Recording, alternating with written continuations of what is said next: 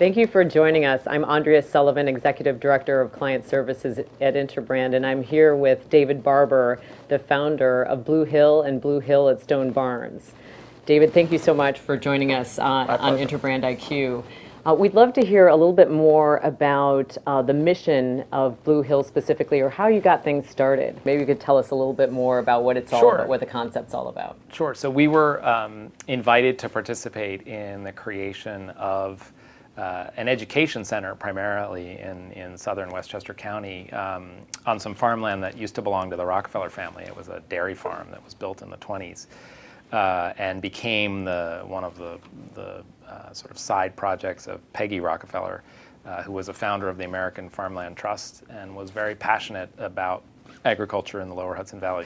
And when she passed away, her husband David wanted this particular farm preserved, for lack of a better word, because of these beautiful stone barn buildings that were on it that his father had built. But he wanted it preserved and also dedicated to the work that his wife had done in agriculture. So he wanted some form of agriculture and education there that would be representative of some of her thinking and consistent with the work she had done with American Farmland Trust.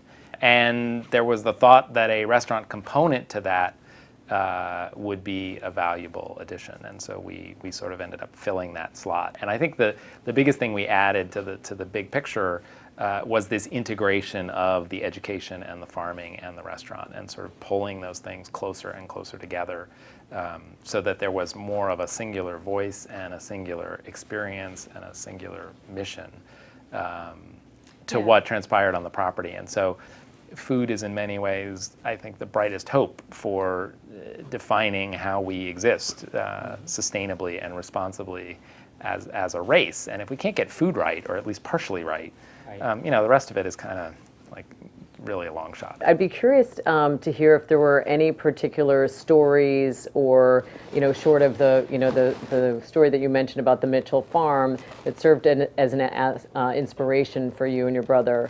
Or any brands that you guys hold sort of in high regard in terms of how they're fanning the flames of a broader movement that could even go beyond food. In terms of brands, other business brands, it's been very interesting both on the positive and negative. We have a sort of growing corporate activity business at Stone Barns, sort of people coming to both engage in a meal and engage in some of the programming that we offer at the Stone Barns. But I've noticed a number of corporations are really concerned, particularly the food businesses, that they are suffering from a lack of trust. That with the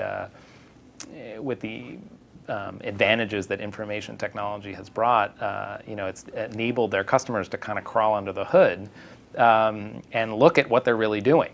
And then you combine that with the way the press has paid attention to food and nutrition and agribusiness in general, and the stories of their brands are starting to teeter. And some of them are under attack, literally, from their customer base, who's like feeling lied to and betrayed. And they want to correct that to the extent that they're capable. And that's an interesting challenge to watch. So there's those folks. And then there are businesses that are truly embracing some of these concepts and taking them to scale in incredibly impressive ways. Chipotle is sort of my personal favorite. You listen to Steve Ells, the founder, and it's extremely compelling. What's more compelling is that he's actually doing it. I mean, he's only got a few ingredients to work with, which is to his benefit.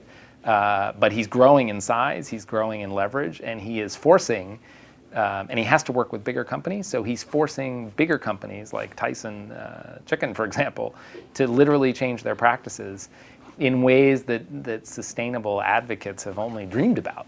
And he's doing it with his buying power, which is, to me, the economics guy, sort of a promising sign of where corporations can push the needle in a super positive way.